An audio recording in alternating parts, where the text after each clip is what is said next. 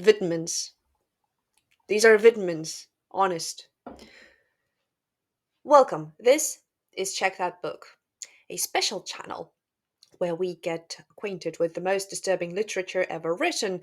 However, this is going to be a special video. There will be spoilers this time, so if you haven't read Anthony Burgess's The Clockwork Orange or watched Stanley Kubrick's 1971 film adaptation of said work, then I highly recommend you check them out. Check them both out. Or just read the book. And if you would like to know a bit more about the book without major spoilers, um, there will be a link in the description below to the video that I filmed half a year ago already, so that you might get acquainted with this book and see for yourself whether you like it or not, whether you will be interested in reading it. And proceed with caution. Yes, I warned you about the spoilers, I warned you about the strong language. It's in the description of my channel. There is strong language because, yeah. Disturbing literature versus a disturbing movie adaptation of said literature. Let us try.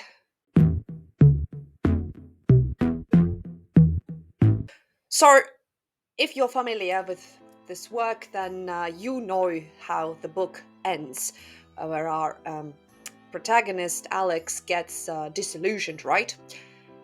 Disillusioned with his violent behavior, his lifestyle, and he begins to seek redemption. So the ending is actually kind of on a positive note, because we see a person with a negative trait, with negative traits, grow, or at least contemplate growing into something better, more mature. In the movie, not so much. The final chapter, the story, in Kubrick's case, in Kubrick's style, dare I say, we get a rather ambiguous ending. It's kind of opened, but it leaves you thinking that maybe Alex isn't cured. The Ludovico treatment didn't do anything to him, perhaps. He is violent to the end, and he will remain violent.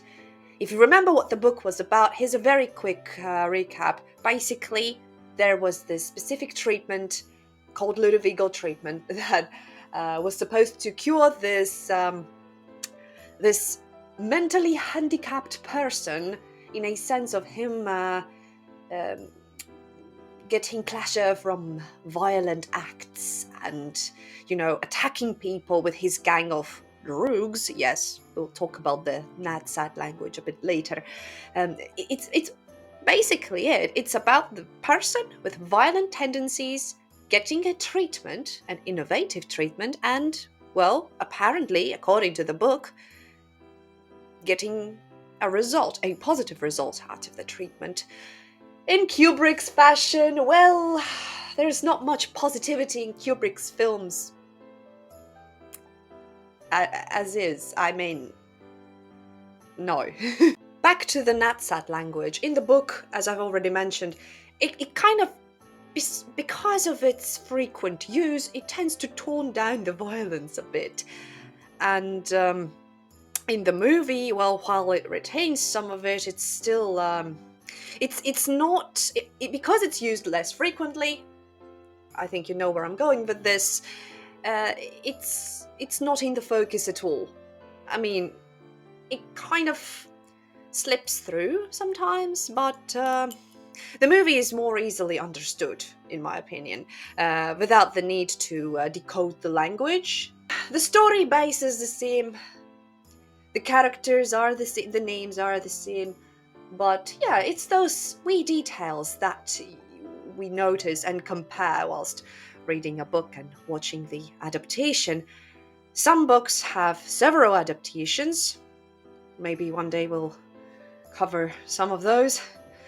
I mean, those are the ones that were originally a poem or an epos, and then it's a manuscript that's turned into a theatrical play, then it's turned into a novelette, then the novelette gets turned into a whole book, a novel, and then that novel gets a film adaptation, or rather 3 film adaptations and 1 remake.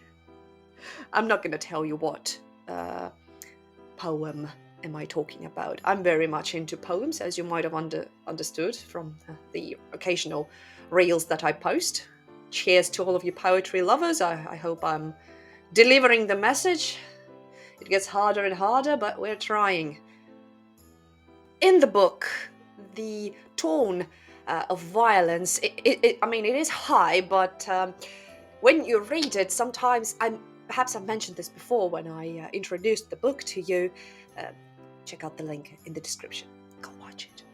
In the book, the amount of the Nadsat language used whilst describing the violent acts. I need a drink. I'm sorry.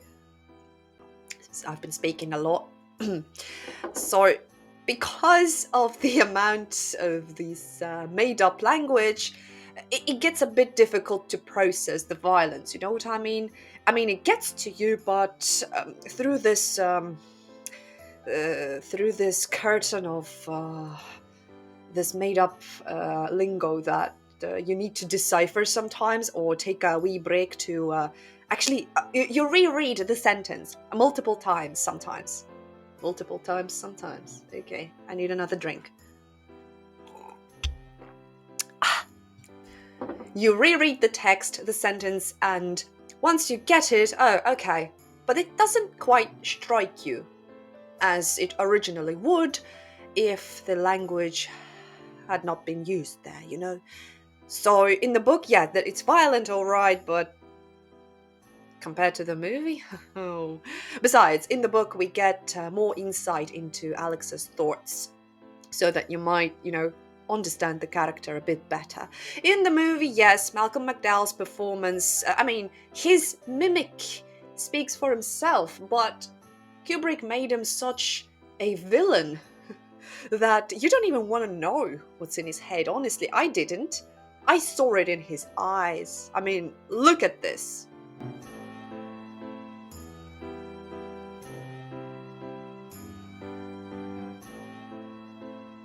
Pure evil.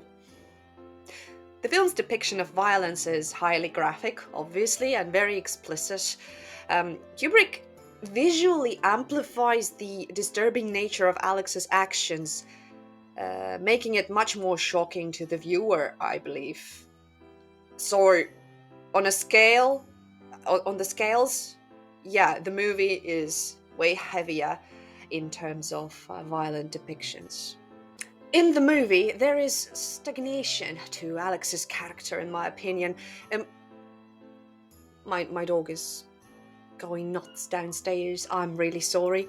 So, coming back, Alex's character is better developed in the book, in my opinion. But again, more often than not, we watch movies, horror movies, or disturbing movies, which is the so-called subgenre of the horror movies, and happens to be one of my favorite subgenres, because what the hell is going on inside of the heads of people who do this, right? I'm always curious. Whilst the novel explores the philosophical and ethical implications of free will, well, the film, it still touches on these themes, but in a more simplified manner, much like with everything else except the violence. Kubrick places more emphasis on the spectacle of Alex's transformation and societal reactions to it, focusing less on the philosophical exploration than the book does. So, yes, I would say that the movie is basically a simplified version of a book, which is, well, usually the case, almost with every piece of literature that is getting a film adaptation. There's a crow on my roof now. What is happening? The question remains, which is more disturbing, the book or the movie? The Clockwork Orange. If you read the book and you've seen the film, leave your comment down below. Which did you find to be more disturbing? Uh, Not which is better. I mean, to each their own. Some people are more visual and need a movie representation, a cinematographic picture, right? Some people need to read into things. Some people like both, such as myself. To me personally, well, I found the book more gripping, actually, despite the fact that, again, it's not one of my favorite disturbing books or books at all. The film I didn't really like. No offense to Stanley Kubrick. I usually enjoy his films, but this film was it was a visual masterpiece. As for the story, well, I either seek a perfect blend of violence and psychological development or degradation, depending on what we're looking at.